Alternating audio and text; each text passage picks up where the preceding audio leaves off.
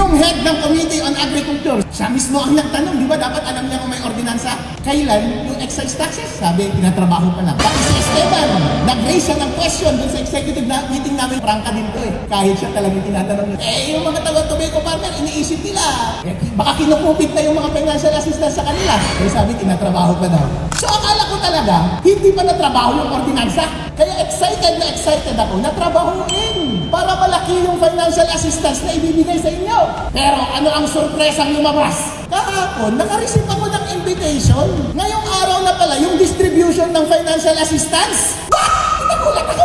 Hindi ba pag-uusapan dapat natin ito? Hindi ba natin na-set yung salapi Ibig sabihin, ipasa nyo na hindi ko alam. Sabi niya, isang staff, sabi niya, sir, nagawa yan. Noong hindi pa kayo nakaupo. Hindi nga.